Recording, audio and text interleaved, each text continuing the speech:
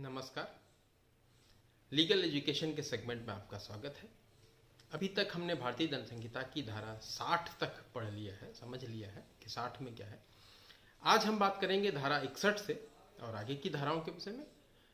तो मैं सबसे पहले आपको बता दूं कि धारा 61 आईपीसी से हटा दी गई है, निरसित कर दी गई, निकाल दी गई है। धारा 62 को भी निकाल दिया गया। धारा 62 और धारा 61 दोनों को निरसित कर दिया गया है इस पूरी आईपीसी से। अब उन पर हम लोग कानून में डिस्कस नहीं करते हैं। धारा 63 जुर्माने के विषय में कहा गया है, जुर्माने की राशि क्या होगी, कितना जुर्माना किसी को दिया जा सकता है। हमने पिछले एपिसोड में आपको मृत्युदंड, आजीवन कारावास और कारावास के विषय में बताया था। अभी आप जुर्माने का जो दंड है, जुर्माना जो दिया जाता है, वो कितना हो सकता है। तो आईपीसी में कहीं भी जुर्माने की राशि निर्धारित नहीं की गई है। दंड विधान में कहीं पे भी राशि निर्धारित नहीं कही गई है, लेकिन यह कहा गया है कि कोई भी किसी भी सजा में अगर जुर्माना देना है न्यायालय को, तो न्यायालय कितना भी जुर्माना दे सकता है, कोई भी राशि अमाउंट, कोई भी अमाउंट लगा सकता है, लेकिन वो राशि बहुत ज्यादा नहीं हो सकती। संख्या निर्धारित नहीं है, लेकिन यह कहा गया कि जो अपराध किया गया उसकी सजा को अनुपातिक रूप से एक ऐसा धन निर्धारित किया जाना चाहिए जो धन देने की क्षमता जिस अभियुक्त के पास हो। ऐसा ना हो कि कोई अपराध छोटा है और उसकी सजा आपने 1 करोड़, 2 करोड़, 5 करोड़, 10 करोड़ कर दी। ऐसी अमाउंट जो अमाउंट अभियुक्त न दे सके, तो ऐसी अमाउंट को न देने का आदेश है। संख्या निर्धारित नहीं है कि किस अपराध में कितनी सजा दी जा सकती है। धारा जो 64 है कि जुर्माना न देने पर कारावास का दंड। अगर कोई व्यक्ति जुर्माना नहीं दे सकता है, यह हुआ कि आपको दोनों प्रकार की सजा दे दी गई। किसी अपराध, ऐसा कोई अपराध किया जिसमें कोई सजा दी गई 3 साल प्लस 10,000 को जुर्माना, 2 साल या 5,000 का जुर्माना, तो सजा काटने तो आपको काटना है। लेकिन अगर आप जुर्माना नहीं दे सकते हैं तो जुर्माना ना देने पर भी आपको सजा की वृद्धि कर दी जाएगी। जो सजा आपको दी गई है उस सजा से ज्यादा आपको सजा दे दी जाएगी, सजा की वृद्धि कर दी जाएगी जुर्माना न देने की स्थिति में। सजा कितनी दी जा सकती है, धारा 65 जो आईपीसी की धारा 65 है वो निर्धारित करती है कि कितनी सजा दी जा सकती है। अगर किसी व्यक्ति को जुर्माना और दंड यानी कारावास और जुर्माने दोनों से दंडित किया गया है, ऐसी स्थिति में अगर कोई व्यक्ति जुर्माना अपना अदा नहीं कर सकता है तो जितना उसको कारावास दिया गया है उसका 1/4 यानी 1/4 उसमें वृद्धि कर दी जाएगी। अगर किसी व्यक्ति को, मान लीजिए एक उदाहरण के रूप में समझ लें कि किसी व्यक्ति ने कोई अपराध किया और उसको 3 साल की और 10,000 रुपए की जुर्माने की उसको दंडित किया गया, और वो 10,000 रुपए अगर नहीं देता है तो जो 3 साल का 1/4 होगा, यानी 36 महीने, 3 साल में 36 महीने होते हैं, उसका 1/4 लगभग 9 महीना उसकी जो कारावास की अवधि है उसमें बढ़ा दिया जाएगा। अब उसको टोटल 3 साल 9 महीने जेल में रहना पड़ेगा। यह स्थिति अगर आप कोई भी व्यक्ति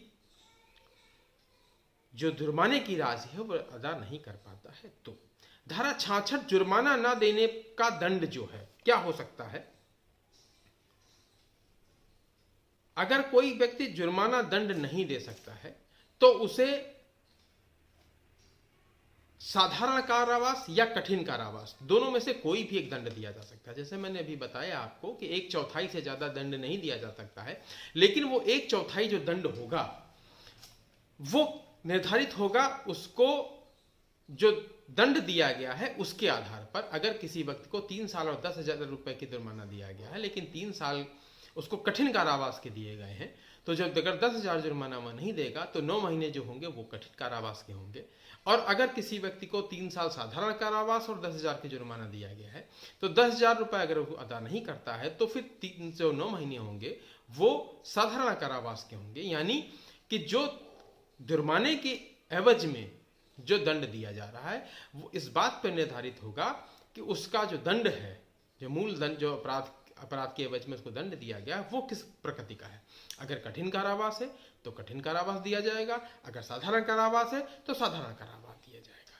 धारा 67 जुर्माने से दंडित करने पर जो कारावास की अवधि होगी, अगर किसी व्यक्ति को सिर्फ जुर्माना दिया गया है, अगर दंड नहीं दिया गया, उसको सिर्फ 10,000 रुपए की जुर्माना, कोई ऐसा दंड की अपराध किया उसने जिसमें सिर्फ उसको जुर्माने की राशि दी गई है और वो जुर्माना नहीं अदा कर पा रहा है, तो ऐसी स्थिति में उसको जो दंड दिया जाएगा, अगर 50 रुपए तक का कोई ऐसा दंड है जिसमें जुर्माना 50 रुपए तक है, तो उसको 2 माह का दंड दिया जाएगा। अगर जो जुर्माने की राशि हो 100 रुपए है तो उसको 4 महीने का दंड दिया जाएगा। और अगर 100 रुपए से ज्यादा की अवधि 100 रुपए से ज्यादा का अगर दंड उसको दिया गया है तो जो कारावास होगा उसका 6 महीने होगा, और किसी स्थिति में 6 महीने से ज्यादा का दंड उसको नहीं दिया जा सकता है। जुर्माने की राशि कुछ भी हो, 50 रुपए पे उसको 2 माह, 100 रुपए के जुर्माने पर 4 माह, और किसी भी स्थिति में कितना भी जुर्माना, एक्स अमाउंट का भी अगर आपको जुर्माना दे दिया गया उस किसी व्यक्ति को, तो 6 महीने से ज्यादा उसको दंडित नहीं किया जा सकता, 6 महीने से ज्यादा उसको कारावास में नहीं रखा जा सकता है। धारा 58 कारावास से मुक्ति की बात करता है कि अगर किसी व्यक्ति को जुर्माना दिया गया और उस व्यक्ति ने जुर्माना भर दिया अपना, तो फिर उसको जो कारावास की जो है उससे मुक्त कर दिया जाएगा और वो अपने घर चला जाएगा। तो कारावास अगर किसी को जुर्माना दिया गया है और उस जुर्माने उसे अदा कर दिया है, कुछ जमा कर दिया है माननीय न्यायालय में, तो कारावास से मुक्ति पा जाएगा। धारा 59 कहती है कि जुर्माना अनुपातिक रूप से बढ़ेगा और अनुपातिक रूप से जमा होगा। मान लीजिए किसी व्यक्ति को एक अमाउंट का दंड दिया गया कि आपको 10,000 रुपए जमा करने हैं, तो उस स्थिति में वो नहीं जमा कर पाता है अगर, तो जो मैंने बताया आपको कि एक सर्टेन माह के लिए, इतने महीने के लिए उसको जेल भेजा जा सकता है। अगर अपने कारावास की अवधि में उसने वो अमाउंट जमा कर दिया, यानी 5,000 रुपए जमा कर दिया, तो आधा उसका जुर्माना कम हो जाएगा।